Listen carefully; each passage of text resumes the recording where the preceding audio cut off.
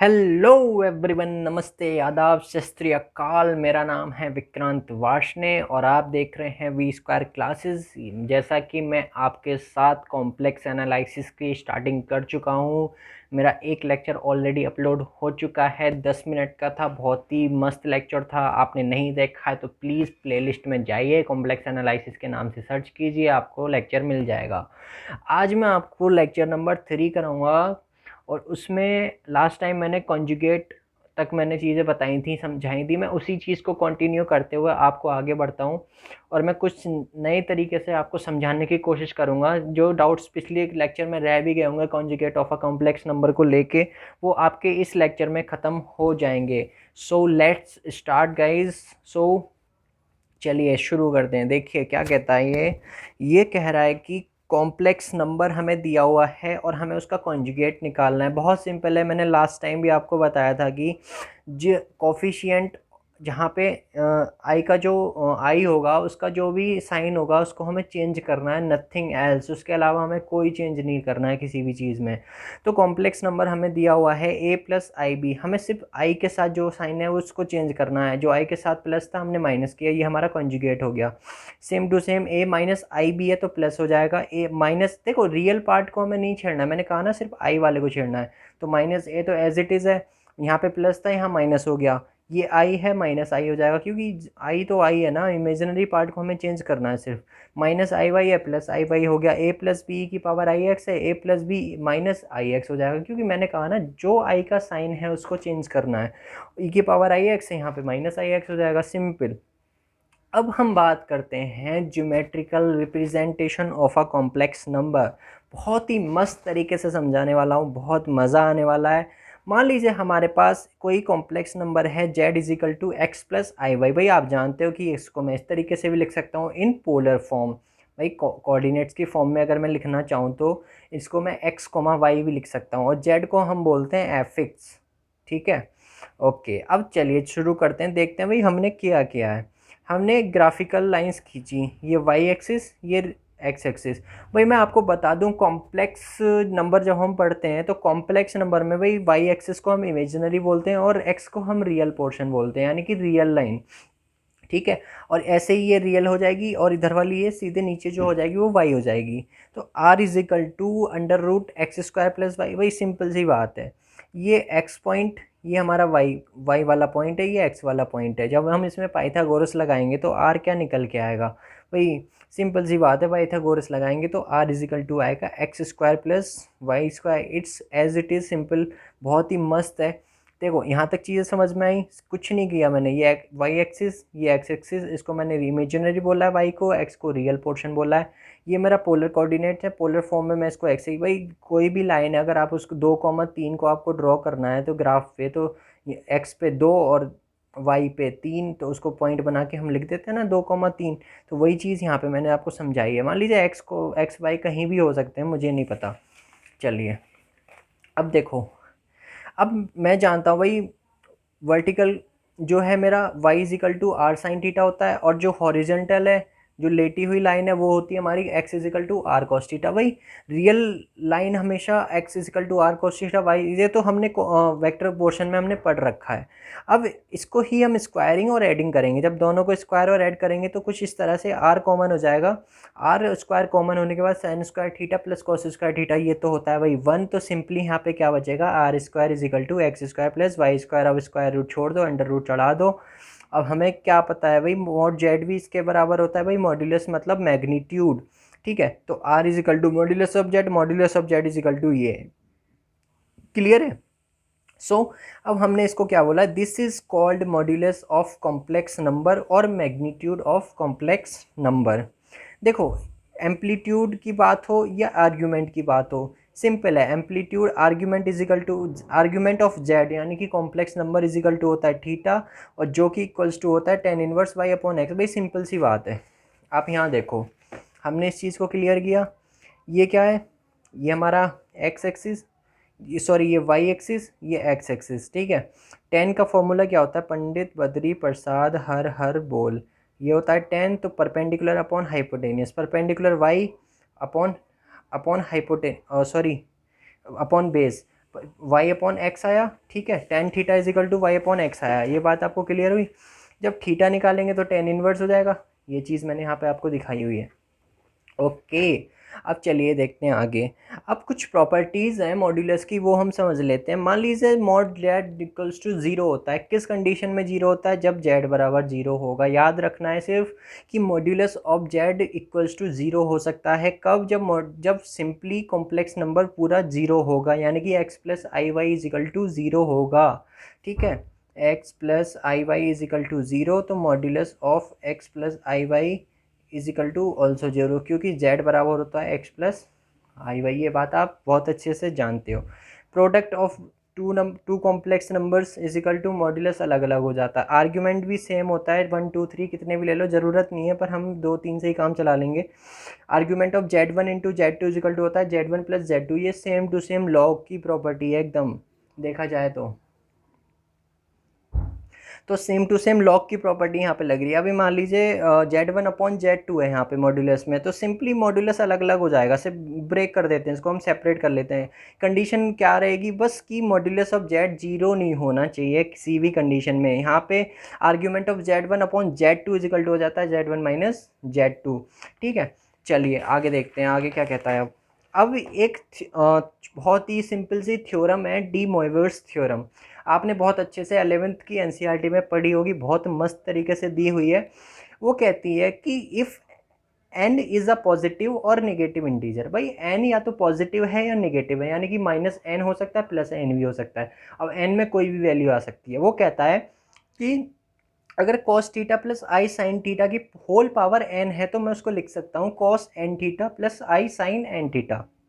ठीक है, अगर n जो है फ्रैक्शनल है, यानी कि p अपॉन क्यू की फॉर्म में है, यानी कि n जो है हमारा p अपॉन क्यू की फॉर्म में है, तो बकायदा क्या कहना चाहता है कि cos theta plus i sine theta की होल पावर जो होगी वो भी cos n theta plus i sine n theta. और n क्या है यहाँ पे? p upon Q. से कोई फ़र्क नहीं पड़ता कि वो इंटीजर है और या फ्रैक्शनल पोर्शन में।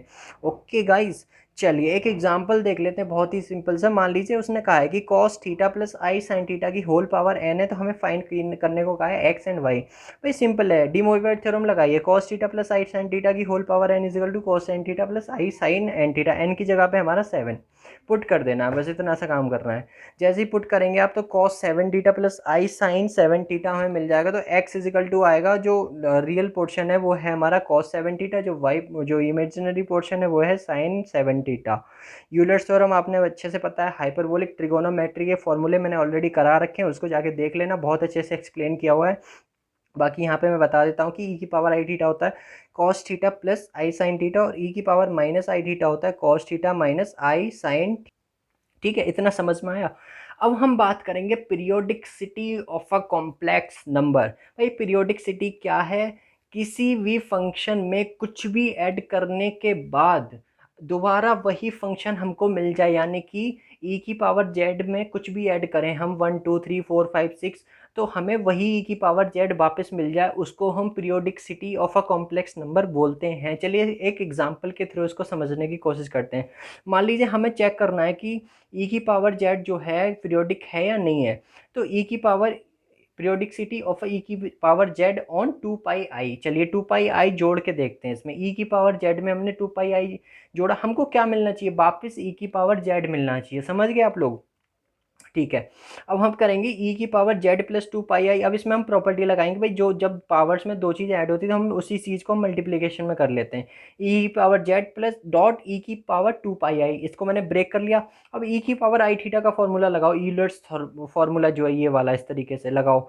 Cos 2 pi plus i sine 2 पाई। भाई कॉस 2 पाई तो होता है 1, साइन 2 पाई होता है 0।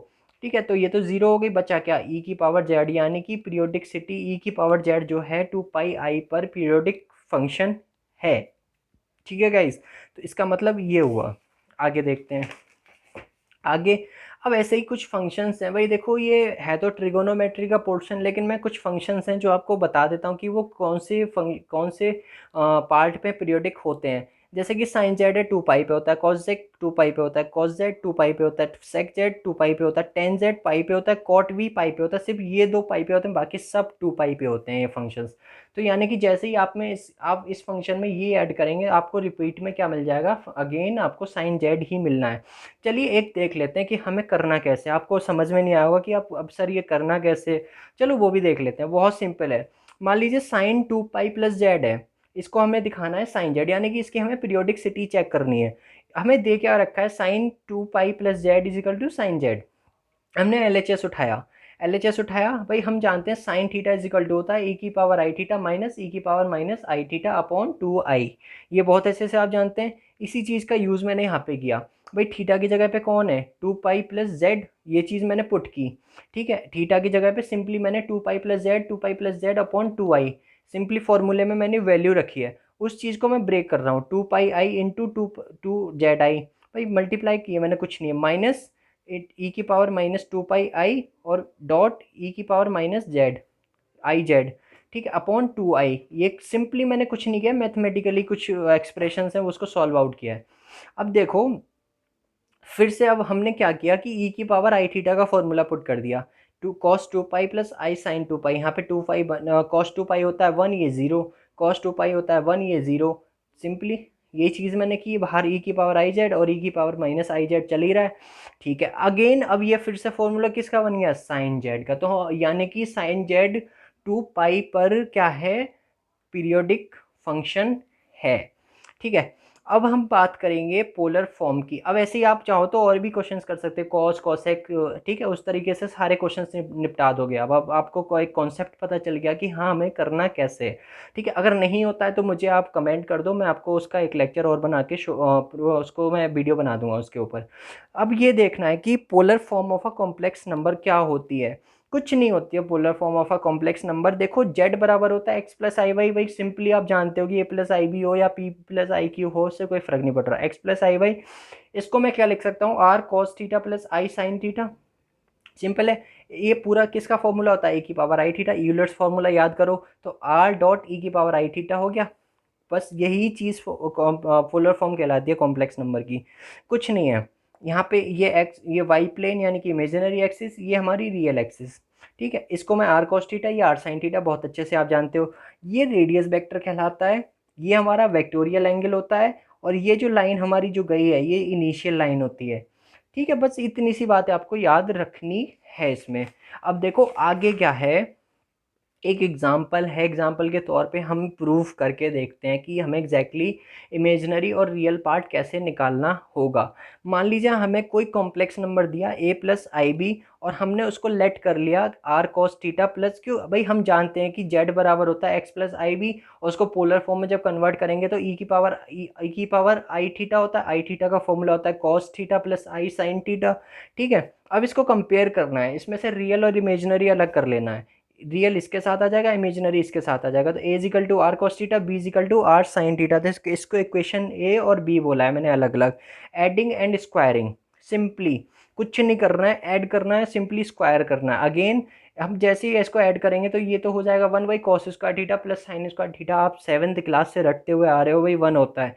ठीक है, तो आर की जो वैल्यू आएगी स्क्वायर रूट, भाई स्क्वायर हटाओगे तो अंडर रूट चढ़ेगा, तो ए स्क्वायर प्लस बी स्क्वायर, ये पता है आपको, बहुत अच्छे से पता है। अब मैं क्या करूँगा, इसी इक्वेशन को डिवाइड करूँगा। डिवाइड करने पे आर से r cancel out, sine upon cos होता है 10, बी अपॉन ए। थीटा निकाल लो, थीटा जब निकालोगे तो 10 इनवर्स में चला जाएगा, बी अपॉन ए। ये भी आपके बात समझ में आ गई होगी बहुत अच्छे से। ठीक है, और यहाँ एक चीज़ और, मैं इसके नोट्स आपको प्रोवाइड करा दूंगा, टेलीग्राम चैनल आप जाओ, लिंक डिस्क्रिप्शन में दे रखा है, आप फॉलो करो उसे, वहाँ पे आपको पीडीएफ मिल जाएगी। आगे चलते हैं। अब देखो अगेन हम आते हैं उस चीज़ पे जो हमें मेन काम करना था। भाई हमें क्या निकालना था, रियल और इमेजिनरी पार्ट निकालना है कम्प्लीटली। ठीक है, आ जाओ। अब देखो हमने क्या किया, इक्वेशन ए वन जो थी हमारी ये वाली, हमने इसको फिर से उठाया, फिर से हमने इसका यूज़ किया। हमने क्या किया, इसको पूरी होल पावर n से मल्टीप्लाई कर दी, पावर से मल्टीप्लाई करा दी इसकी। ठीक है, कोई दिक्कत नहीं है। R cos theta plus i sine theta की पावर n, इधर भी n, इसको खोल लिया हमने, आर की पावर n और कॉस थीटा, इसमें डी मोइवर थ्योरम लगा दी। डी मोइवर थ्योरम लगाई, हमने जो रियल पार्ट था वो रियल के साथ कर लिया, इमेजनरी इमेजनरी के साथ, यानी कि ए वाला पार्ट इसके साथ आ गया ये वाला, और बी वाला पार्ट इसके साथ आ गया ये वाला। ठीक है, इसी चीज़ को बस, और अब आर की वैल्यू मैं ऑलरेडी निकाल चुका हूँ, अंडर रूट ए स्क्वायर प्लस बी स्क्वायर मैंने पुट कर दी। यही चीज़ मुझे शो करनी थी। और एक बहुत बहुत बहुत ही इम्पोर्टेंट बात बता दूं आपको, कि किसी भी कॉम्प्लेक्स सेट को हम कंपेयर नहीं कर सकते। यानी कि आप कहें sir 3+5i greater than 2+6i, ये चीज़ गलत है बच्चे, ये बिल्कुल रॉन्ग होती है। ये चीज़ बिल्कुल आप भूल जाओ कि ये होती है, बिल्कुल गलत है ये इस तरीके से। तो अब अभी आज के लिए इतना काफ़ी है। तो thanks a lot, thanks for watching my videos. Subscribe कर दो, ठोक दो चैनल बेल आइकन को। Okay guys, thank you so much.